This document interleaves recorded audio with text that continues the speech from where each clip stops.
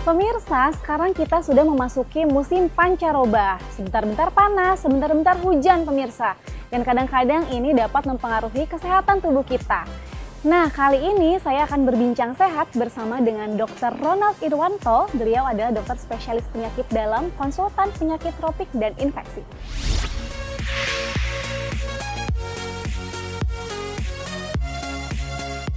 Dokter Ronald, di musim pancaroba ini dok, perubahan musim ya dok ya, cuaca kadang panas, terus hujan ya dok. Terkadang nih kita malah jadi gampang sakit dok. Nah ini apa sih yang sebenarnya terjadi pada tubuh kita? Betul nggak dok kalau imunitas kita tuh di musim pancaroba itu menurun dok? Sebenarnya tidak begitu ya, tidak menurun. Badan kita sebenarnya sama saja ya, mau pancaroba kah, musim panas, musim hujan, sebenarnya sama saja ya. Tetapi memang mungkin yang berubah dalam hal ini adalah environment kita, lingkungan kita ya. Ketika kita musim hujan, kita tahu banyak genangan air. Ketika kita musim panas, mungkin kering ya. Nah, di situ terjadi perubahan-perubahan di lingkungan kita ya, yang menyebabkan juga mungkin bisa muncul berbagai macam penyakit. Ya, jadi itu penyakitnya ini dok, yang muncul tuh penyakitnya, tubuh kita tetap aja? Tubuh kita tetap aja. Oh, gitu. Sejauh kita bisa menjaga kesehatan kita, menjaga kebugaran kita, fit ya, sebenarnya tidak ada masalah. Apakah jadi lebih rentan dok karena berbagai macam penyakit baru muncul nih di musim hujan misalkan sekarang dok? Ya, tentu kalau kita semakin terpapar, memang kita menjadi lebih rentan ya. Tetapi sebenarnya daya tahan tubuh kita sebenarnya tergantung pada kita sendiri, ya kan? Kalau daya tahan tubuh itu kan sebenarnya tergantung dari pola hidup kita, pola makan kita, ya kebugaran kita bisa kita atur. Tetapi memang di musim pancaroba ini, dengan adanya berbagai macam perubahan pada lingkungan, ya, ini memang kita menjadi harus lebih hati-hatilah dok. Nah dokter, Indonesia ini berada di garis khatulistiwa yang menyebabkan banyak infeksi penyakit tropis ya dok ya. Penyakit itu yang khas tuh apa aja dok di musim pancaroba ini?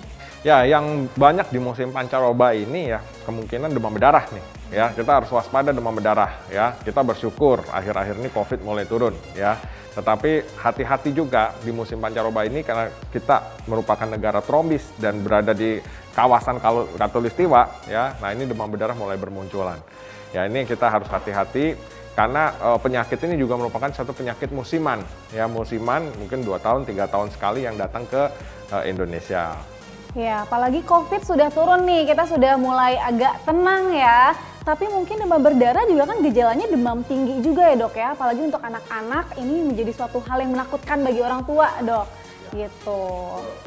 Jadi waspadailah ya ketika Bapak, Ibu, saudara-saudara semua sekalian mengalami demam yang tinggi, segeralah berkonsultasi ke dokter. Karena penyakit demam yang tinggi itu merupakan satu gejala yang khas ya, tipikal untuk penyakit-penyakit yang bersifatnya infeksi. Ya, terutama ya ini, kita ini boleh dibilang Indonesia ini karena di khatulistiwa ya.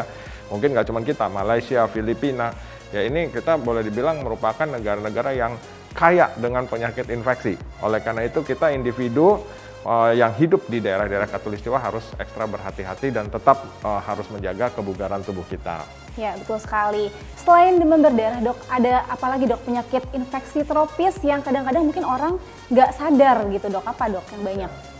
Oh banyak ya, kalau penyakit infeksi tropis itu banyak sekali dokter Sasa ya. Leptospirosis ya, hati-hati. Apa tuh dok leptospirosis? Ya, leptospirosis ini mungkin kalau di kalangan komunitas awam seringkali dikenal sebagai penyakit yang disebabkan oleh kencing tikus gitu ya. Tikus. Ya, tetapi leptospirosis ini penyebabnya sebenarnya adalah kuman. Kuman yang kita sebut leptospira ya, di mana perantaranya itu, reservoirnya itu adalah memang kencing tikus ya, karena memang dia berada di dalam kencing tikus. Nah, leptospira ini kebanyakan harus kita waspadai pada daerah-daerah yang banyak genangan air, pada pekerja-pekerja di selokan. Bagi para petani ya, hati-hati itu kita harus menggunakan sepatu bot kalau kita terpaksa harus masuk ke dalam selokan, masuk ke dalam banjir-banjir dan sebagainya ya. Karena leptospira ini kadang-kadang juga penyakitnya susah diduga ya, dan seringkali orang datang dalam keterlambatan sehingga sudah timbul gangguan atau kegawat-daruratan medis ya. Nah, ini mesti kita waspadai, salah satu merupakan penyakit di daerah tropis. Kalau untuk demam berdarah kan gejala khasnya adalah demam tinggi ya dok ya. Nah untuk leptospirosis gejalanya bagaimana dok? Gejala penyakit tropis dan infeksi itu hampir sama. Biasanya umumnya bermula dengan gejala demam. Ya, demam ini biasanya tidak khas. Ya. Pada leptospirosis ini juga begitu dia timbul demam, dia ada mungkin bisa mual, muntah ya, atau kelelahan ya, timbul fatigue dan sebagainya. Pada saat Bapak Ibu timbul demam, itu wajib untuk berkonsultasi ke dokter untuk diidentifikasi nih gitu ya, demamnya ini bahaya atau tidak Ya, gitu. betul. Jadi pada prinsipnya terutama kita yang hidup di daerah tropis ya, itu jangan meremehkan demam ya. Kadang-kadang di daerah kita juga sering, wah ini demam cuman masuk angin aja gitu ya dok ya, masuk angin aja, kadang-kadang dikerok ya. Nah itu harus hati-hati. Sebaiknya begitu demam ya, apalagi juga kita barusan di tengah pandemi COVID seperti ini, begitu demam berkonsultasilah ke dokter supaya bisa diidentifikasi apakah demam itu berbahaya atau tidak. Begitu demam itu terjadi, begitu demam itu berbahaya, langsung segera obati. Dok Ronald, di musim pancaroba ini biasanya banyak masyarakat yang mengeluhkan batuk ataupun flu. Nah dok, Iya. biasanya khas banget ya dok ya perubahan cuaca, pancaroba, flu dan batuk. Sebenarnya apa yang terjadi sih dok? Kenapa bisa flu dan batuk di musim pancaroba ini dok? Salah satu penyakit di musim pancaroba yang juga harus kita waspadai itu tentunya influenza ya, flu, batuk, pilek, sakit tenggorokan seperti itu. Kita masih belum selesai dengan pandemi COVID. Nah, Nah ini jadi masih berlangsung ya dok pandemi? masih berlangsung ya. Karena ini nanti harus kita ingatkan juga ya bahwa batuk, pilek, flu sebelum dan sesudah terjadi pandemi COVID bisa beda nih urusannya nih dok. Betul, gitu ya. Sebab kalau dulu mungkin sebelum era pandemi COVID, batuk, flu, ya sakit tenggorokan dan sebagainya, ya mungkin oleh dokter hanya pulang diberikan obat-obat pereda gejala, suruh istirahat gitu ya.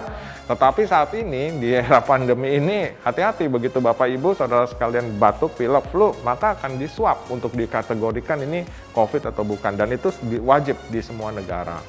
Ya, nah tapi memang kalau terkait dengan infeksi tropik, infeksi sendiri, sebelum era pandemi pun sebenarnya influenza merupakan penyakit juga yang harus diwaspadai di tengah-tengah pancaroba gitu. Karena bagaimana tentang diare nih dok? Karena banyak sekali masyarakat pun yang mengeluhkan diare saat musim pancaroba. Apakah berhubungan dengan hygiene dok atau bagaimana tuh dok? Jelas dokter Sasa ya, diare adalah penyakit yang sangat berhubungan dengan cuaca, dengan situasi tropis ya, dengan juga hygiene ya. Nah, kita ini sebenarnya penyakit diare boleh dibilang di negara tropis seperti kita ini ya, ini merupakan penyakit yang mungkin ada terus sepanjang masa. Coba kita lihat, populasinya banyak sekali orang yang diare mulai dari dewasa, anak-anak sampai dengan orang tua. Ya, nah ini berkaitan dengan hygiene. Diare bisa disebabkan oleh berbagai macam ya, oleh virus ya, umumnya oleh virus tuh, dok. Ya, hati-hati virus, juga oleh kuman bakterial. Ya, nah ini penyakit umum yang bisa terjadi di negara-negara tropis seperti kita. Terkait dengan pancaroba, ya kadang-kadang terjadi peningkatan, tetapi sebenarnya tanpa pancaroba pun diare memang sudah menjadi penyakit yang banyak dialami oleh populasi di negara-negara tropis seperti kita. Betul, imunitas tubuh yang utama ya dok ya, serta jaga kebersihan, karena kalau diare itu dari apa yang kita makan ya dok ya. Betul. Apalagi di musim pandemi nih, kita WFH di rumah, kadang-kadang kemana-mana suka jadi ingin makannya tuh yang macam-macam kan. Kita order online lah ini itu segala macam, mungkin di situ juga ada kurang higienis, jadi timbullah diare ya dok ya. Betul ya, jadi jagalah makanan Bapak Ibu semua.